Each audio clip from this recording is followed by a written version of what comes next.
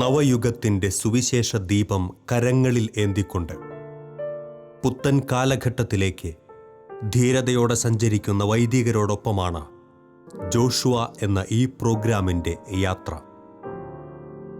ഇത് father Shibu OCD, Ernakulam POCയിലെ ഇപ്പോഴത്തെ Dean of studies.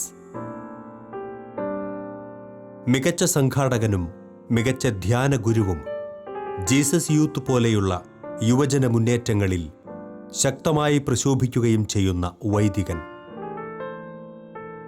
ദിവ്യകാരുണ്യത്തിൻ്റെ പ്രവാചകനായി ദൈവരാജ്യവയലിൽ തളരാതെ മുന്നേറുന്ന പുരോഹിതൻ.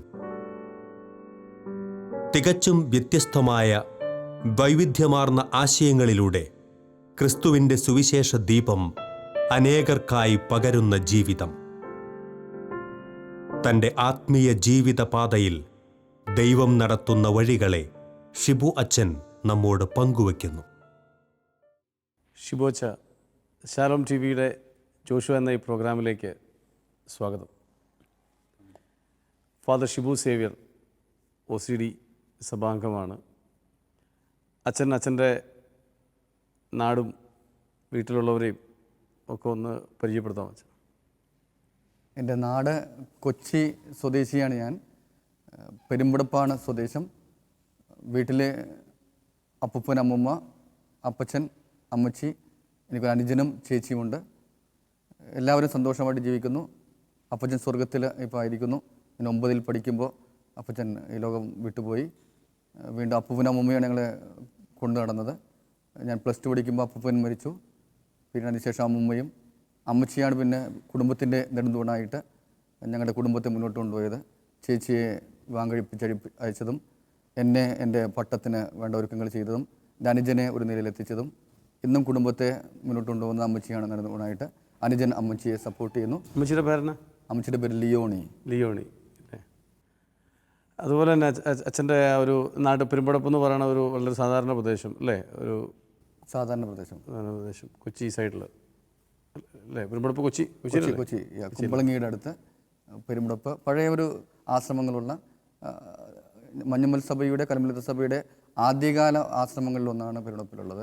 അതുകൊണ്ട് തന്നെ അവിടുത്തെ ആരാധന എന്നും എല്ലാവർക്കും ഇഷ്ടമുള്ളതാണ്. എല്ലാവരും കൊച്ചിയിൽ അവിടെ മാത്രമേ ആരാധനയുള്ളൂ, 40 ആരാധന. അവിടെ എല്ലാവരും ഒരുമിച്ച് ചേരാറുണ്ട്. അതൊരു ആരാധനയുടെ പ്രാർത്ഥനയിടമായിട്ട് ഇപ്പോഴും പെരുമ്പടപ്പ് നിൽക്കുന്നു. അച്ഛൻ്റെ ഒരു ബാല്യകാലത്തിലെ ചില ഓർമ്മകളും അതിൻ്റെ ഒപ്പം തന്നെ അച്ഛൻ എങ്ങനെ ഒരു ദൈവവിളി എപ്പോൾ മുതലാണ് ഇങ്ങനെ തോന്നി തുടങ്ങിയത്? അച്ഛൻ്റെ ബാല്യകാലത്തെക്കുറിച്ച് ചില ഓർമ്മകൾ പറഞ്ഞുകൊണ്ട് ദൈവവിളിയിലേക്ക് എത്തിയ സാഹചര്യം ഒന്ന് പറയാം. കുഞ്ഞുനാളിൽ ഞങ്ങളുടെ അവിടെ വീടുകൾ തമ്മിൽ ഭയങ്കര ബന്ധമുണ്ടായിരുന്നു. അതൊരു നിഷ്കളങ്കമായ ബന്ധങ്ങളായിരുന്നു. എല്ലാവരും ഒരുമിച്ച് കൂടി, പ്രത്യേകിച്ച് കുട്ടികൾ ഒരുമിച്ച് കൂടി കളിക്കുന്നു. ഒത്തിരി പേരുണ്ട് ഞങ്ങൾ. പല വടം വലിച്ച് കളിക്കൽ, ഒളിച്ച് കളിക്കൽ, അല്ലെങ്കിൽ വട്ടി എറിഞ്ഞ് കളിക്കൽ, പല കള്ളനും പോലീസും കളിക്കൽ. അവിടെ ഒരു നല്ല സ്നേഹാന്തരീക്ഷം ഉണ്ടായിരുന്നു. ആ അന്തരീക്ഷത്തിൽ ഞാൻ വളർന്നു വന്നത്. അവിടേക്ക് എല്ലാം അറിഞ്ഞോ അറിയാതെ ഞാൻ എല്ലാവരുടെയും കൂടെ സ്നേഹിക്കാനുള്ള കൃപ ദൈവം നൽകി. എൻ്റെ സ്വഭാവ രീതി കൊണ്ടാണോ എൻ്റെ പെരുമാറ്റ രീതി കൊണ്ട് അവരെല്ലാവരും എന്നെ ഇഷ്ടപ്പെട്ടിരുന്നു.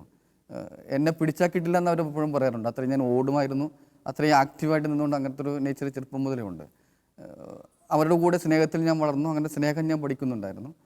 പക്ഷേ ദൈവത്തിലേക്ക് എന്നെ അടുപ്പിച്ചത് എൻ്റെ അപ്പച്ചൻ തന്നെ ആയിരിക്കണം. എന്നും ഞായറാഴ്ച രാവിലെ കൈപിടിച്ച് ഞാൻ പള്ളി വരുമായിരുന്നു. ഞായറാഴ്ച അപ്പച്ചൻ എന്നെ പള്ളി കൊണ്ടിരുന്നു. അതിനുശേഷം എപ്പോഴും അപ്പച്ചൻ അന്ന കൊണ്ടുപോയിരുന്നത്.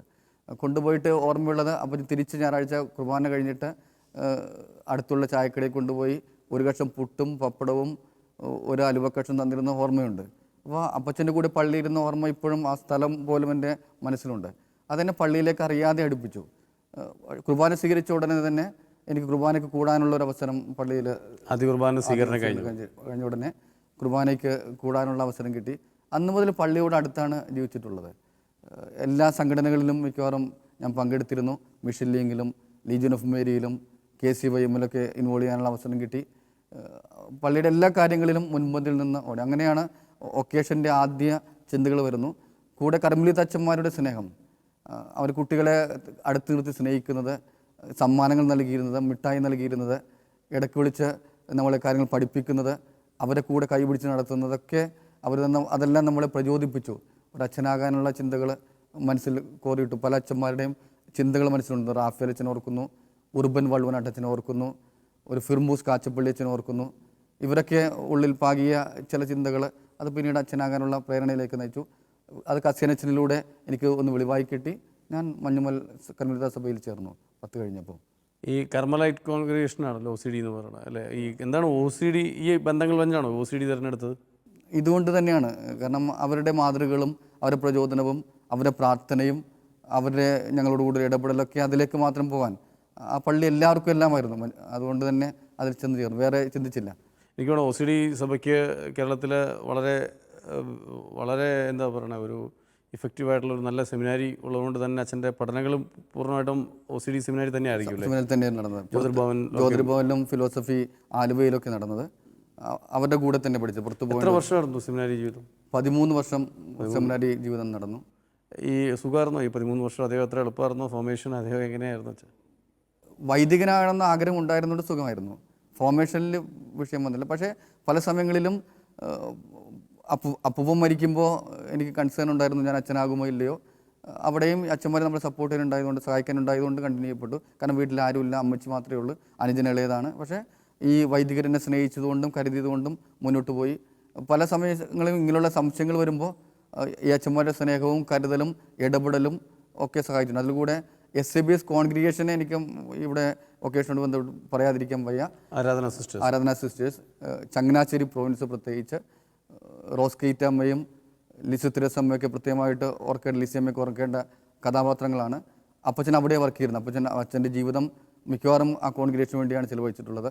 അവിടുത്തെ മേൽനോട്ടക്കാരനായിരുന്നു. എല്ലാ പണികളും അപ്പച്ചനിലൂടെ ചെയ്തിരുന്നു. അവരിപ്പോഴും സ്നേഹത്തോടെ ഓർക്കുന്നുണ്ട്. അപ്പോൾ പലപ്പോഴും സംശയങ്ങൾ വരുമ്പോൾ, ഞാൻ തളരുന്നു തോന്നുമ്പോൾ ഈ സിസ്റ്റേഴ്സ് ഓടി വന്ന് കാണാനും എന്നെ ആശ്വസിപ്പിക്കാനും എനിക്ക് വേണ്ട സഹായം തരാനും ഇന്നും പ്രോത്സാഹിപ്പിക്കാനും അവരെ കൂടെയുണ്ട്. അതുകൊണ്ട് ആ സഭയോട് കടപ്പാട് ചിരിക്കൊണ്ട് ഒക്കേഷനുമായിട്ട് ബന്ധപ്പെട്ട് അവരുടെ പ്രാർത്ഥനയിൽ എന്നും ഓർക്കുന്നുണ്ട്. ഇനിയും അവരും എന്നെയും പ്രാർത്ഥനയിൽ ഇന്നും സ്നേഹത്തോടെ ഒരു കുഞ്ഞുമകനെ പോലെ അവിടെ ചെല്ലുമ്പോൾ കരുതുന്നുണ്ട്. അവരെല്ലാം എന്നെ കേൾക്കുന്നുണ്ട്, എന്നെ പ്രോത്സാഹിപ്പിക്കുന്നുണ്ട്, അതെന്നെ നയിക്കുന്നു.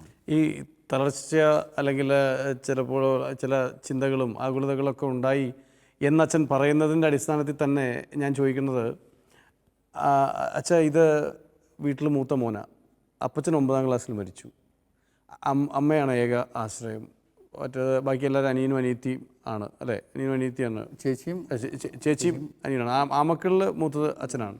അങ്ങനെ ഒരു സാഹചര്യത്തിൽ എളുപ്പമായിരുന്നോ ഇങ്ങനൊരു അച്ഛനാവാൻ തീരുമാനിച്ച് മുന്നോട്ട് പോകാമെന്ന് പറഞ്ഞ? പക്ഷേ എങ്ങനെ, എളുപ്പമല്ലെന്ന് എനിക്കറിയാം, പക്ഷെ അത് എങ്ങനെ അച്ഛന് സാധിച്ചു? എന്താണ് അച്ഛനെ മോട്ടിവേറ്റ് ചെയ്ത ഏറ്റവും പ്രധാനപ്പെട്ട കാര്യം പറഞ്ഞാൽ എന്താ അച്ഛൻ പറയാം? ഏറ്റവും പ്രധാനപ്പെട്ടത് ചെറുപ്പം മുതൽ തോന്നിയിട്ടുള്ള നന്മ ചെയ്യണം. കാരണം എൻ്റെ അമ്മ നന്മ ചെയ്ത് കണ്ടിട്ടുണ്ട്. പാവങ്ങളുടെ കൂടെ നടക്കാൻ ഞാൻ പഠിച്ചിട്ടുണ്ട്. ചെറുപ്പത്തിൽ പാവങ്ങളുടെ ബുദ്ധിമുട്ട് കണ്ടിട്ടുണ്ട്. അതുകൊണ്ട് തന്നെ ആ ഒരു പ്രേരണയുണ്ടായിരുന്നു, നന്മ ചെയ്യണം. പക്ഷേ നിൽക്കാൻ പ്രേരിപ്പിച്ചത് അമ്മ തന്നെയാണ്, അമ്മയുടെ പ്രാർത്ഥന തന്നെയാണ്. അമ്മയാണ് പ്രോത്സാഹിപ്പിച്ചത്, അച്ഛനാകണം, അമ്മ ഞാൻ ഏറ്റെടുത്തോളാം എല്ലാം. അപ്പോൾ ആ ഒരു അമ്മയുടെ ശക്തി തന്നെയാണ് എന്നെ മുന്നോട്ട് നയിച്ചത്. പാവങ്ങളോടുള്ള സ്നേഹം എപ്പോഴും എന്നെ പ്രചോദിപ്പിച്ചിരുന്നു. അതുകൊണ്ട് ഏത് പ്രതിസന്ധി വരുമ്പോഴും അങ്ങോട്ട് മുന്നോട്ട് പോകണം എന്ന് ചിന്തിച്ചിരുന്നു. ഈ അച്ഛൻ്റെ കുട്ടിക്കാലം ഈ അപ്പച്ചൻ മരിച്ചതുകൊണ്ട് ഇച്ചിരി കഷ്ടപ്പാടായിരുന്നല്ലോ. അമ്മയാണ് നടത്തിയത് സ്വാഭാവികമായിട്ടും. അമ്മയെക്കുറിച്ച് അച്ഛന് തീർച്ചയായിട്ടും എന്തെങ്കിലും പറയാൻ തോന്നുന്നുണ്ടെങ്കിൽ പറയാം. അതോടൊപ്പം ഈ കുട്ടിക്കാലത്തെ ഈ കഷ്ടപ്പാടുകൾ, ഈ അച്ഛനാവാൻ പോകുന്നതിന് മുമ്പുള്ള 2 വർഷം ഒത്തിരി, അപ്പച്ചൻ മരിച്ചപ്പോൾ ഒത്തിരി കഷ്ടപ്പെട്ടിട്ടുണ്ടാവും, അല്ലെങ്കിൽ അമ്മയുടെ കഷ്ടപ്പാടിനോട് ചേർന്നിട്ട് വന്നിട്ടുണ്ടാവും. ഈ ബാല്യകാലത്തെ അല്ലെങ്കിൽ വീട്ടിലെ ഈ കഷ്ടപ്പാടുകളും വേദനകളും ഒരു വൈദികൻ എന്ന നിലയിൽ അച്ഛനെ എങ്ങനെ ഇന്ന് സഹായിക്കുന്നു? ജനങ്ങളോട് പക്ഷം ചേരാനോ അവരുടെ ദുഃഖം കാണാനോ എന്നെ പഠിപ്പിക്കുന്നുണ്ട്. ഫ്രാൻസിസ് പാപ്പ പറയുന്ന പോലെ നമ്മൾ കൂടെ ഇറങ്ങണമെന്ന് പറയുമ്പോൾ എളുപ്പമായിട്ട് ഇറങ്ങാൻ പറ്റുന്നുണ്ട്. അവരുടെ കൂടെ എപ്പോഴും കുട്ടികൾക്ക് അപ്പനാകാൻ പറ്റുന്നതിനൊക്കെ അപ്പൻ നഷ്ടപ്പെടുന്നുണ്ട്. അന്നെടുത്ത തീരുമാനമാണ്. അപ്പനില്ലാത്തവർക്ക് അപ്പനാകണമെന്നുള്ള ചിന്ത അന്ന് ഞാൻ എടുത്ത തീരുമാനം. അതിപ്പോഴും ഒത്തിരി പേർക്ക് അപ്പനാകുമ്പോഴുള്ള സന്തോഷം ഇപ്പോഴും കർത്താവ് അങ്ങനെയുള്ള കഥാപാത്രങ്ങളെ മുമ്പിൽ കൊണ്ടുവരുന്നുണ്ട്. അപ്പന്മാരെ നഷ്ടപ്പെടുന്ന ഒത്തിരി കുടുംബങ്ങളെ എന്നെ കൊണ്ടുവരുന്നു. അവിടെ നമ്മൾ പോയി അവരുടെ കൂടെ ഇരിക്കുമ്പോഴും അവരെ സഹായിക്കാൻ ശ്രമിക്കുമ്പോഴൊക്കെ അവരുടെ സ്നേഹം, നമ്മളൊരു അച്ഛനെന്ന നിലയ്ക്ക് അപ്പനെന്ന നിലയ്ക്ക് അപ്പനാകുന്ന ആ ഒരു സ്നേഹം ദൈവം ഒത്തിരി തരുന്നു. അത് ഒത്തിരി പേരെ സഹായിക്കാൻ, ഒത്തിരി കാരുണ്യവാനാകാൻ, അതിലുപരി ഞാൻ സോഷ്യൽ വർക്ക് പഠിക്കാനുള്ള കാരണം അത് തന്നെയാണ്. സമൂഹത്തിൽ നന്മ ചെയ്യണമെന്ന ചിന്ത ഉള്ളതുകൊണ്ട് തന്നെയാണ് ഞാൻ തിയോളജി പഠിക്കാതെ, സ്പിരിച്വാലിറ്റി പഠിക്കാതെ സാമൂഹിക സേവനം പഠിക്കാൻ വേണ്ടി എൻ്റെ വൈദിക പഠനം കഴിഞ്ഞപ്പോൾ അതികൾ ചോദിച്ചപ്പോൾ ഞാൻ തീരുമാനിക്കുകയും അതിന് പുറപ്പെടുകയും മരിയൻ കോളേജിൽ പഠിക്കുകയും ചെയ്തത്. അപ്പോൾ ഈ ഒരു ചിന്തയാണ് എന്നെ നയിക്കുന്നത്. അമ്മയുടെ കഷ്ടപ്പാടുകൾ ചില ഓർമ്മകൾ അച്ഛന്, കാരണം അച്ഛൻ പലപ്പോഴും നമ്മളല്ലാത്ത വിധത്തിൽ സംസാരിക്കുമ്പോൾ ഞാൻ കേട്ടിട്ടുണ്ട് അമ്മ ഒത്തിരി പണി ചെയ്തിരുന്നതും കഷ്ടപ്പെട്ടതും ഒക്കെ. അമ്മച്ചി ചെറുപ്പം മുതൽ കഷ്ടപ്പെട്ട് വന്നൊരു കുടുംബത്തിൽ നിന്ന് വന്നു. പക്ഷേ ഇവിടെ വരുമ്പോൾ ഈ അപ്പച്ചൻ്റെ വീട്ടിൽ വരുമ്പോൾ ഏറ്റവും സുഖമുള്ള, ഒരു കുറവുമില്ലാത്ത, എന്നും സമൃദ്ധിയുള്ള ഒരു കുടുംബമായിരുന്നു. പക്ഷേ അമ്മയ്ക്ക് ശുശ്രൂഷകളുണ്ട്, മക്കൾ കൂടുതലാണ്ട് അമ്മ ഒത്തിരി ജോലി ചെയ്തിരുന്നു അവിടെ. പക്ഷേ അപ്പച്ചൻ്റെ മരണം ഞങ്ങളുടെ കുടുംബത്തെ അല്പം തകിടം മറിച്ചു. ഞങ്ങളുടെ സാമ്പത്തിക നില അല്പം തകർന്നു. അമ്മച്ചിക്ക് ഞങ്ങളെ മക്കളെ നോക്കാൻ അപ്പനുണ്ടെങ്കിലും മക്കളുടെ കാര്യങ്ങളെല്ലാം പഠിപ്പുണ്ട്, വസ്ത്രമുണ്ട്, മറ്റുള്ള കാര്യങ്ങളുണ്ട്, അതെല്ലാം അമ്മ ഒറ്റയ്ക്ക് നോക്കേണ്ടി വരുന്നു. അപ്പം അമ്മ അന്ന് മുതൽ അന്ന് അവിടെ ചുറ്റുപാടും കയറ് പിരിക്കുമായിരുന്നു. അപ്പോൾ അമ്മ മടൽ എടുക്കാൻ പോകും, മടൽ വെള്ളത്തിലിട്ട് ചീയ്ക്കും, അതടിക്കും. അതിനെല്ലാം ഞാൻ മടലെടുക്കാൻ പോകുന്നു, അമ്മയ്ക്ക് കൊണ്ട് വെള്ളത്തിൽ കൊണ്ട് ഞാൻ അമ്മയെ സഹായിക്കുന്നു. അമ്മ ചകിരി പിരിച്ച് കയറ് പിരിക്കുമ്പോൾ ഞാൻ കൊണ്ട് കൊടുക്കാൻ പോകുന്നു. പിന്നെ അതിനോട് അമ്മ ചേർന്നത് കോഴി വളർത്തുന്നുണ്ട്, പശുവിനെ വളർത്തി, കൂടെ ഫണ്ട് ചെയ്യുമായിരുന്നു.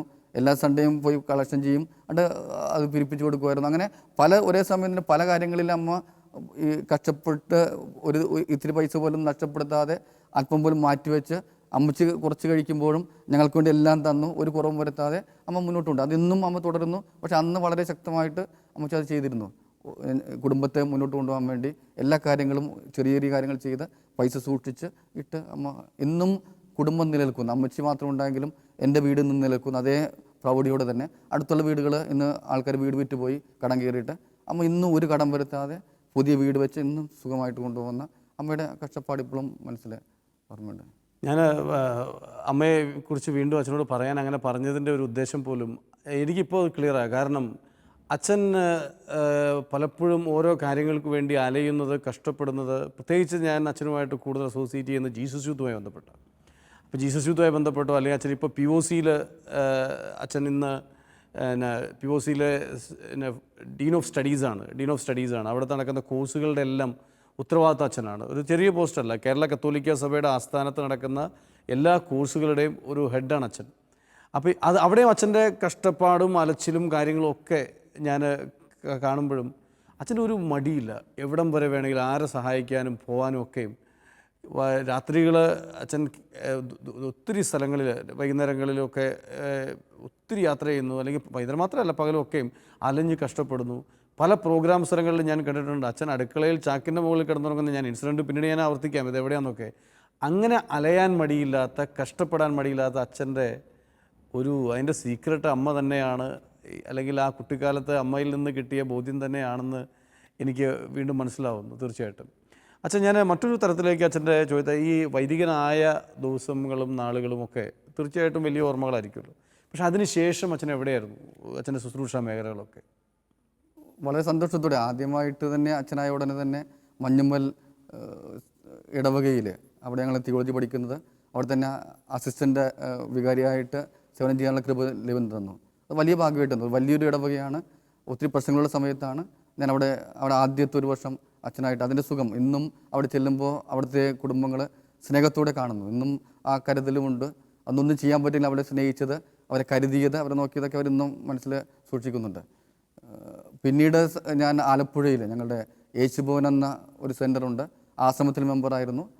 യേശുഭവനിൽ ഒരു 100 കുട്ടികൾ സ്ഥിരം അവർക്ക് തയ്യലും സ്റ്റെബിലൈസർ ഉണ്ടാക്കുന്ന വീഗാർഡുമായിട്ട് ബന്ധപ്പെട്ട യൂണിറ്റിലാണ്. അവിടെ 3 വർഷം 100 പെൺകുട്ടികളുടെ കൂടെ ഒരു ബിജു എന്ന് പറഞ്ഞ പയ്യനും സഹായിക്കാനുണ്ട്. അവരുടെ കൂടെ 3 വർഷം ചിലവഴിച്ച അവിടെ അവരെന്നെ അപ്പനാകാൻ പഠിപ്പിക്കുകയായിരുന്നു ഈ മക്കൾ 100 പേര്. അവരുടെ നിഷ്കളങ്ക സ്നേഹം കൊണ്ട് അവരുടെ കുടുംബങ്ങളിലെ പ്രശ്നങ്ങൾ ഇടപെട്ട് തുടങ്ങിയപ്പോൾ അവിടെ 3 വർഷം സ്നേഹിക്കാൻ പഠിച്ചു. അച്ഛൻ, ഞാൻ ഒന്ന് ഇടയ്ക്ക് ഇൻ്റർഫിയർ. അച്ഛൻ പറയുന്നത് ആലപ്പുഴയിൽ നിങ്ങൾക്കൊരു സോഷ്യൽ സർവീസ് യൂണിറ്റ് ഉണ്ട്, OCD കോൺഗ്രിഗേഷന്.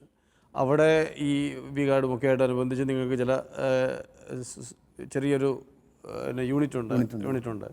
അവിടെ ജോലി ചെയ്തിരുന്ന കുട്ടികൾ. അപ്പോൾ അവിടെ അച്ഛൻ 3 വർഷം ശുശ്രൂഷ ചെയ്തു. ഈ അസിസ്റ്റന്റ് വികാരി ആയതിനു ശേഷം ഉടനെ തന്നെ വളരെ ചെറുപ്പത്തിലെ കോൺഗ്രിഗേഷൻ അങ്ങനെ ഒരു ഉത്തരവാദിത്തം ഏൽപ്പിച്ചു. അച്ഛൻ കണ്ടിന്യൂ ചെയ്യാമോ? എന്തായിരുന്നു അച്ഛൻ്റെ അവിടുത്തെ ശുശ്രൂഷ മേഖല എന്ന് ഒന്നുകൂടെ കണ്ടിന്യൂ ചെയ്യാം? അവിടുത്തെ ശുശ്രൂഷ മേഖല ഈ ഒരു യൂണിറ്റിനെ റൺ ചെയ്യുക, അതിൻ്റെ പ്രൊഡക്ഷൻ നമ്മൾ നോക്കുക, അത് വികാരിൽ എത്തിക്കുക, ഈ കുട്ടികൾക്ക് അവിടെ ഉള്ള സൗകര്യങ്ങൾ ഒരുക്കുക, അവരുടെ മറ്റുള്ള വ്യക്തിപരമായ കാര്യങ്ങളിൽ അവരുടെ ഒരു പേഴ്സണൽ ഫോർമേഷനിൽ സഹായിക്കുക. അച്ഛൻ അവരുടെ വീടുകളെ ബന്ധപ്പെട്ട് സഹായിക്കുന്ന കാര്യമാണ് ഇടയ്ക്ക് പറഞ്ഞപ്പോഴാണ് ഞാൻ ഇൻ്റർഫിയർ ചെയ്തത്. വീട് അവരുടെ മിക്കവാറും അവിടെ വരുന്ന കുട്ടികൾ പാവപ്പെട്ട കുട്ടികളാണ്, ഒന്നെങ്കിൽ അപ്പനില്ലാത്ത കുട്ടികളാണ്, ബുദ്ധിമുട്ട് അവരുടെ അങ്ങനെയുള്ള കാര്യങ്ങളിൽ അവർ ഇടപെടുകയും ഈ അവർ സ്വരുക്കൂട്ടുന്നത് അതൊരു മുതലായിട്ട് വീണ്ടും തിരിച്ചു കൊടുക്കാനും അവരുടെ കുടുംബത്തിൽ അതൊരു ഒരു മുതൽക്കൂട്ടാകാനും പുതിയ സംരംഭങ്ങൾ തുടങ്ങാനൊക്കെ അവരെ പ്രേരിപ്പിക്കുക. അതിലുപരി അവരുടെ കുടുംബങ്ങളിലെ പ്രശ്നങ്ങളിലൊക്കെ ഇടയ്ക്ക് വിസിറ്റ് ചെയ്യാനോ അവരെ ആശ്വസിപ്പിക്കാനും പ്രോത്സാഹിപ്പിക്കാനൊക്കെ സാധിക്കുക. അത് വലിയൊരു ഒരു 3 വർഷം ദൈവം സഹനത്തിൻ്റെയും നന്മയുടെയും ഒക്കെ വഴിയിലൂടെ എന്നെ നടത്തിയ നിമിഷം. ആ 100 പെൺകുട്ടികളും ആ പെൺകുട്ടികളിനപ്പുറത്ത് ആ കുടുംബങ്ങളിൽ നിന്നും ഷിബു അച്ഛൻ എന്ന് പറയുമ്പോൾ സ്നേഹത്തോടെ എന്നെ കാത്തിരിക്കുന്നു, എന്നെ വിളിക്കുന്നു, എന്നും അവരാഗ്രഹിക്കുന്നു സാന്നിധ്യവും. അവരെ എനിക്കൂടി പ്രാർത്ഥിക്കുന്നു. അത് നാനാജാതി മതസ്ഥരുണ്ട്, ക്രൈസ്തവർ മാത്രമല്ല, ഹിന്ദുക്കളുണ്ട്, മുസ്ലിങ്ങളുണ്ട്. അങ്ങനത്തെ ഒരുമിച്ച് ജീവിച്ച ഒരു സംസ്കാരം, എല്ലാവരും ഒരുമിച്ച് സ്നേഹത്തോടെ ഒരു കുടുംബം പോലെ കഴിഞ്ഞ 3 വർഷങ്ങൾ, അത് ജീവിതത്തിലെ മറക്കാനാവാത്ത, എൻ്റെ വൈദിക ജീവിതത്തിൽ മറക്കാനാവാത്ത വലിയ നിമിഷങ്ങളാണ്. അച്ഛൻ്റെ കുട്ടിക്കാലത്തെക്കുറിച്ച് പറഞ്ഞല്ലോ, എല്ലാവർക്കും അച്ഛനെ ഇഷ്ടമായിരുന്നു എന്ന് പറഞ്ഞല്ലോ, കൂട്ടുകാർക്കൊക്കെ അച്ഛൻ്റെ സ്വഭാവം അച്ഛനാർക്കും ഇഷ്ടപ്പെടാതിരിക്കില്ല. കാരണം ഞാനും അച്ഛൻ്റെ ആ ഒരു സ്നേഹത്തിൽ അനുഭവിക്കാൻ ഒത്തിരി ഭാഗ്യം ലഭിച്ച ആളാണ്. ഒത്തിരി ആളുകളും അച്ഛനുമായിട്ട് ഇടപഴകുന്നവർക്കൊക്കെ ആ ഒരു വാംത്ത് കിട്ടും. അച്ഛനുമായിട്ട് വളരെ പെട്ടെന്ന് ആളുകൾ ഫ്രണ്ട്ലി. അച്ഛൻ്റെ ഒരു ശൈലിയാണത്, അച്ഛൻ്റെ ഒരു നാച്ചുറലായിട്ടുള്ള ആ ഒരു രീതി കൊണ്ടാണ്. അച്ഛൻ ഇതിൻ്റെ ഇടയിൽ സോഷ്യൽ സർവീസ് പഠിച്ചു അല്ലേ, MSW പഠിച്ചു. അങ്ങനെ എത്തിപ്പെട്ടു ഒരു അച്ഛൻ ഇവിടെ ഇങ്ങനെ പിന്നെ അസിസ്റ്റൻറ്റ് വികാരി, പിന്നീട് ഈ ഒരു സെൻറ്ററിൻ്റെ ചാർജ്, അവസാനം എങ്ങനെ ഈ ഒരു സോഷ്യൽ വർക്ക് പഠിക്കാൻ MSW പഠിക്കാൻ തീരുമാനിച്ചത് എങ്ങനെ അവിടെ എത്തിപ്പെട്ടു? 2 കാര്യങ്ങളാണ്. ഒന്ന്, ചെറുപ്പം മുതലുള്ള എൻ്റെ ഒരു ലക്ഷ്യമുണ്ട്, ഒരു സാമൂഹിക സേവനം ചെയ്യണം. അതെന്താണെന്നറിയില്ല, അന്ന് ചിന്തിക്കുമ്പോഴും ഒത്തിരി സഹായിക്കണം. അത് മനസ്സിൽ ചെറുപ്പം മുതലുള്ള ഒരു വികാരമാണ്, ഒരാഗ്രഹമാണ്. അത് ബുദ്ധിമുട്ടുകൾ എന്നെ അത് പഠിപ്പിച്ചു. പക്ഷേ എന്നോട് പഠനം ചോദിച്ചപ്പോൾ, എൻ്റെ അധികാരികൾ ചോദിച്ചപ്പോൾ, തിയോളജിയും ഫിലോസഫിയും പഠിക്കുമ്പോൾ ഞാൻ പഠിപ്പിക്കുന്ന സെമിനാറുകളിലായിരിക്കും. സാമൂഹിക സേവന മേഖല എപ്പോഴും ജനങ്ങളുടെ കൂടെയാണ്. അതുകൊണ്ട് തന്നെ ഞാൻ അന്ന് പറഞ്ഞു എനിക്ക് സാമൂഹിക സേവനത്തിൻ്റെ എന്തെങ്കിലും പഠിക്കാം. എന്നാണ് അവരാണ് പറഞ്ഞത് MSW കോഴ്സുണ്ട് മരിയനിൽ, പോയി അന്വേഷിക്കുക. കുട്ടിക്കാനം മരിയൻ കോളേജിൽ അവിടെ ചെന്ന് അന്വേഷിച്ചു. പിറ്റേ ദിവസം അഡ്മിഷൻ കിട്ടി. അങ്ങനെ 2 വർഷം എന്നെ ലോകത്തെക്കുറിച്ചും സാമൂഹിക സേവന മേഖലയെക്കുറിച്ചൊക്കെ പഠിപ്പിച്ച, അതിലുപരി കർത്താവിലേക്ക് അടുപ്പിച്ച ഒരു 2 beautiful years of my life. അച്ഛൻ, ഞാൻ വളരെ ഫ്രാങ്കായിട്ട് ചോദിക്കട്ടെ അച്ഛൻ, ഞാൻ ധാരാളം അച്ഛന്മാരെ പരിചയപ്പെട്ടിട്ടുണ്ട്. എനിക്ക് OCD സഭയിലും പല അച്ഛന്മാരെ അറിയാം, പല രൂപതകളിൽ അറിയാം, പല കോൺഗ്രിഗേഷൻസിൽ അറിയാം. പക്ഷേ അച്ഛനേക്കാളും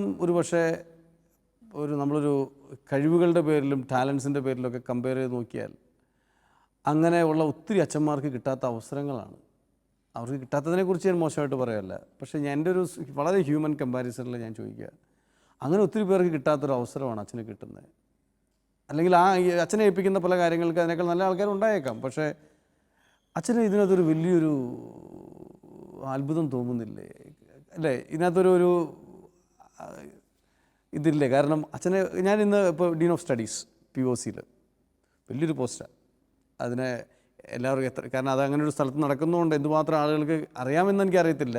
പക്ഷേ കത്തോലിക്ക സഭയിൽ അറിയാവുന്നവർക്ക്, ബിഷപ്സിന്, അച്ഛന്മാർക്ക്, അല്ലെങ്കിൽ സഭയുടെ ഒരു സംവിധാനങ്ങൾ അറിയാവുന്നവർക്ക് POCയും എന്താണെന്നും KCBC എന്താണെന്നും, അല്ലെങ്കിൽ ഈ ഡീൻ ഓഫ് സ്റ്റഡീസ് എന്ന് പറഞ്ഞാൽ എന്താണെന്ന് അറിയാവുന്നവർക്ക് തീർച്ചയായിട്ടും അറിയാം ഇതൊരു വലിയ പോസ്റ്റാണ്. അല്ലെങ്കിൽ അങ്ങനെ ഓരോ കാര്യങ്ങളിലും എങ്ങനെയാ അച്ഛാ ഇങ്ങനത്തെ ഒരു ജീവിതത്തിൽ ഇങ്ങനൊരു അച്ഛൻ ഭംഗിയായിട്ട് ചെയ്യുന്നു എന്നുള്ളതാണ്. അതിനേക്കാളും അച്ഛനെ കിട്ടുന്നു എന്നുള്ളതല്ല, അച്ഛനത് വളരെ ഭംഗിയായി ചെയ്യുന്നു എന്നുള്ളതാണ്. ഇവിടെ എന്താ അച്ഛന് പറയാൻ തോന്നണേ ഞാൻ ഇങ്ങനെയൊക്കെ പറയുമ്പോൾ? ചാപ്പലിൽ പോയി ഞാൻ ഇടയ്ക്ക് കരയാറുണ്ട് ഇങ്ങനെ, why do you love me so much? അത് ഓരോ നിമിഷവും ചോദിച്ചു തുടങ്ങിയ ചോദ്യമാണ്. അച്ഛനാകാൻ വന്നപ്പോഴും ബുദ്ധിമുട്ടുണ്ടായി, അച്ഛനാക്കി വളരെ ബ്യൂട്ടിഫുള്ളായിട്ട് ആ ആഘോഷങ്ങൾ നടന്നു. അന്ന് ഞാൻ പാടിയത് ഇങ്ങനെ, എൻ്റെ ആത്മാവ് കർത്താവിനെ മഹത്വപ്പെടുത്തുന്നു, എൻ്റെ ചിത്തം ആനന്ദിക്കുന്നു, അങ്ങനെ ശക്തനായ വൻകാര്യങ്ങൾ ചെയ്യുന്നു. ഓരോ സമയവും ഞാൻ പോലും അറിയാത്ത വഴിയിലൂടെ ദൈവം നടത്തുന്നു. എനിക്കറിയാം എന്നെ ദൈവം ഒത്തിരി വളർത്തി, എൻ്റെ സഭ പോലും അറിയുമോ എന്ന് എനിക്കറിയില്ല ഇപ്പോഴും, പക്ഷേ ഇപ്പോൾ അറിയുന്നുണ്ട്. അവരറിയാത്ത സമയത്ത് പോലും ദൈവം വളർത്തി. അപ്പോൾ ഞാൻ ദൈവത്തിൻ്റെ ഒരു പരിപാലനം കാണുകയാണ്. ദൈവം അത്രയും വിശ്വസ്തനായിട്ട് നമ്മെ സ്നേഹിച്ച് കൊണ്ടു നടക്കുന്നു. ആത്മാവിനെ കണ്ടുമുട്ടിയപ്പോൾ ആത്മാവിൻ്റെ പറക്കുന്ന വഴിയെ പറക്കാൻ ഞാൻ ആഗ്രഹിച്ചു. അപ്പോൾ എപ്പോഴും ദൈവം കൊണ്ടുപോകുന്ന വഴികൾ ബിയോണ്ടാണ്. ഞാൻ പഠിച്ചത് സാമൂഹ്യ സേവനമാണ്, ചെയ്യുന്നത് ഫെയ്ത്ത് ഫോർമേഷനാണ്. അപ്പോൾ ഇതെങ്ങനെ മാച്ച് ചെയ്യും അറിയില്ല. ഞാൻ ഓർക്കുന്നു സ്റ്റീഫൻ അച്ഛനോടും എൻ്റെ പ്രൊഫഷണൽ അച്ഛൻ ചോദിച്ച ചോദ്യം ഇത് തന്നെയാണ്. സ്റ്റീഫൻ അച്ഛൻ പഴയ POCയുടെ ഡയറക്ടർ. ഈ ഒരു പോസ്റ്റുമായിട്ട് ബന്ധപ്പെട്ട് ചോദിച്ചപ്പോൾ സ്റ്റീഫൻ ആലത്തച്ഛനോടും ജേക്കബ് അച്ഛൻ എൻ്റെ പ്രൊഫഷണൽ അച്ഛൻ ചോദിച്ച ചോദ്യം ഇത് തന്നെയായിരുന്നു. ഷിബു അച്ഛനെ എങ്ങനെ അറിയാം? അച്ഛൻ പറഞ്ഞ ഒരു ഉത്തരവാദിത്തമുള്ളൂ. അച്ഛനെ എനിക്കറിയാം, GC യൂത്ത് അച്ഛനായിട്ട് അറിയാം. പക്ഷേ ആ പോസ്റ്റ് ഏതാണ്? അപ്പോൾ ഫെയ്ത്ത് ഫോർമേഷനാണ്. അപ്പോൾ ജേക്കബ് അച്ഛൻ സ്വാഭാവികമായിട്ട് പറഞ്ഞത് വേറെ അച്ഛനെ തരാം, അച്ഛൻ പഠിച്ച സാമൂഹ്യ സേവനമാണ്. പക്ഷേ ദൈവം അവിടെയും സഭ പോലും വിചാരിക്കാത്ത സമയത്ത് ഒരു കലമിലിത്ത വൈദികനെ അവിടെ ഇരുത്തുന്നു. അവർ പോലും പ്രതീക്ഷിച്ചില്ല ഇങ്ങനെ ഒരു വൈദികനോട് വരുമെന്ന്. ഞാൻ പോലും സ്വപ്നം കണ്ടതല്ല. പക്ഷേ ദൈവം ഓരോ സമയത്തും ഞാൻ ജീസസിൻ്റെ കൂടെ നടന്നപ്പോൾ മരിയൻ കോളേജിൽ ആദ്യ ബാലപാഠങ്ങൾ പഠിച്ചു. പക്ഷേ പഠിച്ചപ്പോൾ തന്നെ ക്യാമ്പസിനെ ആനിമേറ്റർ ആകാൻ ചോദിച്ചു. എനിക്കൊന്നും അറിയില്ല. ഞാൻ പറഞ്ഞു നിങ്ങളുടെ കൂടെ നടക്കാം. I said yes. അവിടെ തുടങ്ങി. അത് 2 ടേമിൽ മുന്നോട്ട് പോയി. അങ്ങനെ പോകുമ്പോഴാണ് വീണ്ടും ഓൾ കേരള ആനിമേറ്റർ ആകാൻ പറ്റുമെന്ന്. എനിക്ക് ഒരുപാട് അറിയാൻ പാടില്ല. പക്ഷേ എനിക്ക് ബുക്കുകളൊന്നും പഠിക്കാനായിട്ട് എൻ്റെ കൂടെ ഇരുന്ന് കുറേ പേര് സംസാരിച്ച് പഠിപ്പിച്ചു തന്നു, ശൈലി പറഞ്ഞു തന്നു.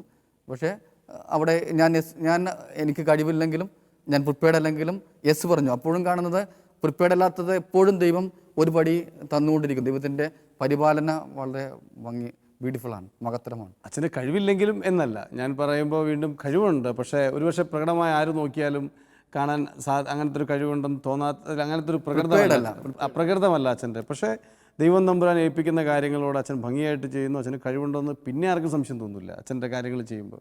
പക്ഷെ ഞാൻ അച്ഛന് ഈ പറയുന്ന തലത്തിൽ വീണ്ടും അച്ഛനിടയ്ക്ക് ഉപയോഗിച്ച 2-3 വാക്കുകളൊന്ന് പിക്ക് ചെയ്യുക. അപ്പോൾ അച്ഛൻ്റെ ഈ ഒരു വാക്കിൻ്റെ തീഷ്ണതയിൽ അച്ഛൻ പറഞ്ഞു പറയാൻ ശ്രമിച്ചതിൻ്റെ ഇടയ്ക്ക് എവിടെയോ വെച്ച് അച്ഛൻ്റെ ലൈഫിൽ ചില വ്യത്യാസങ്ങൾ ഉണ്ടായിട്ടുണ്ട്. അച്ഛൻ പറഞ്ഞ പരിശുദ്ധാത്മാവിൻ്റെ ആ ഒരു അനുഭവം ഉണ്ടായിക്കഴിഞ്ഞപ്പോൾ, അങ്ങനെ എന്നൊരു വാക്കാണ് അച്ഛൻ ഉപയോഗിച്ചത്.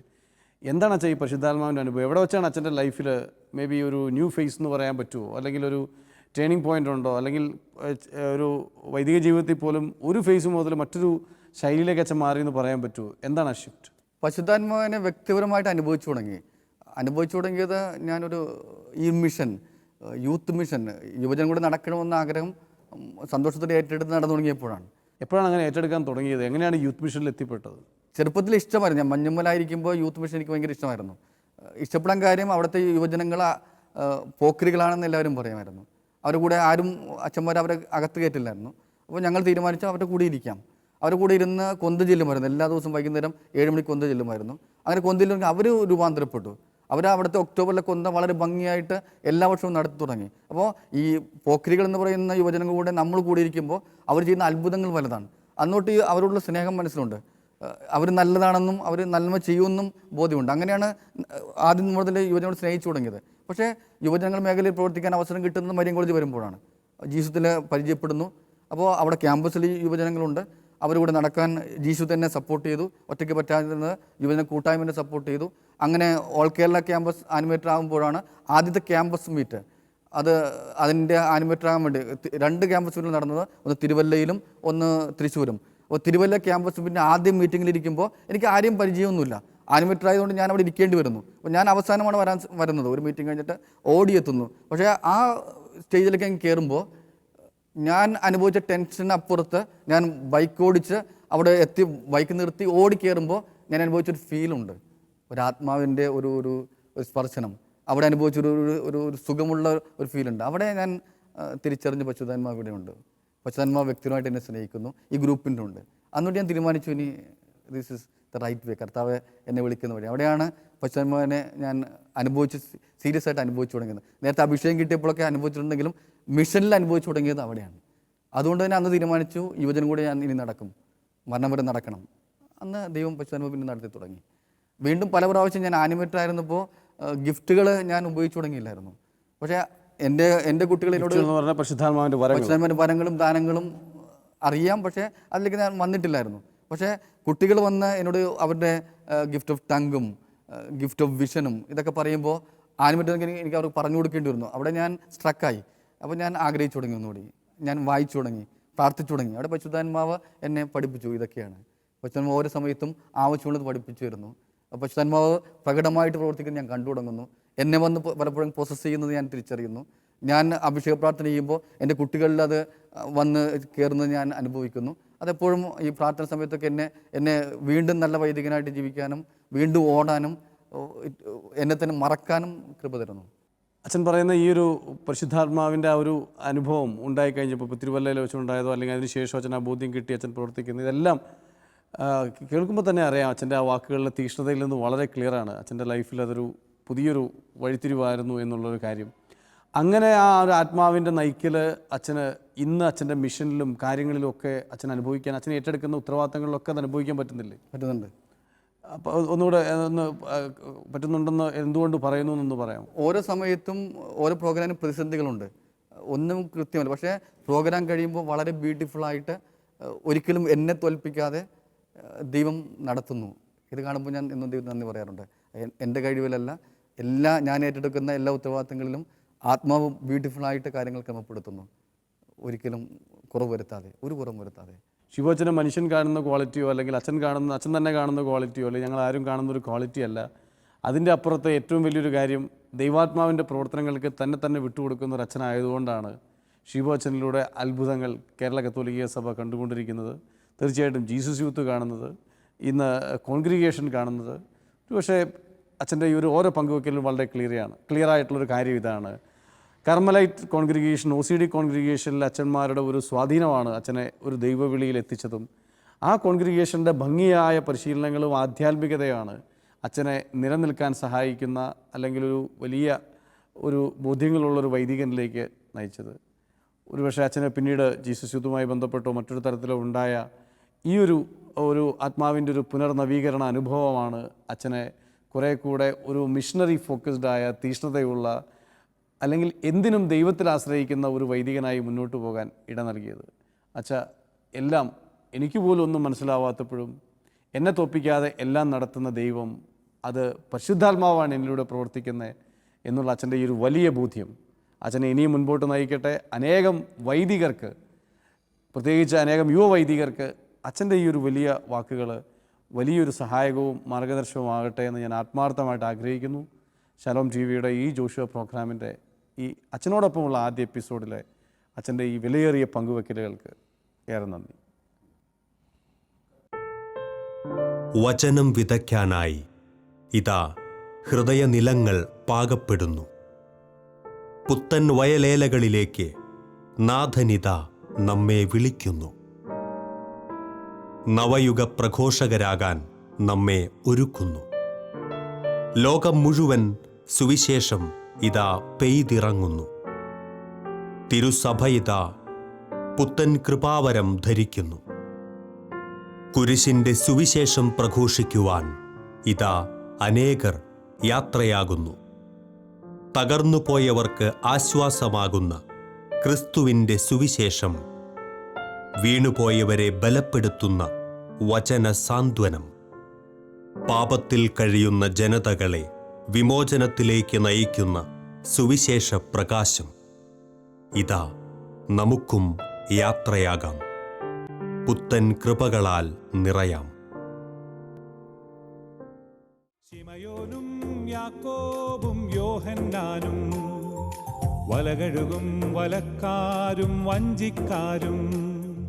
ശിമയോനും യാക്കോബും യോഹന്നാനും, വലകഴുകും വലക്കാരും വഞ്ചിക്കാരും.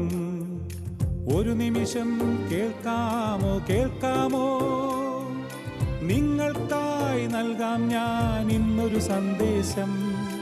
നിങ്ങളെ സാക്ഷാൽ മുക്കുവരാക്കാൻ ഉതകും സുവിശേഷം.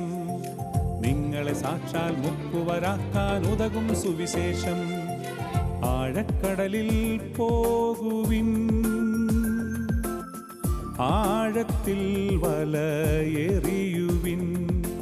ആഴക്കടലിൽ പോകുവിൻ, ആഴത്തിൽ വലയെറിയുവിൻ.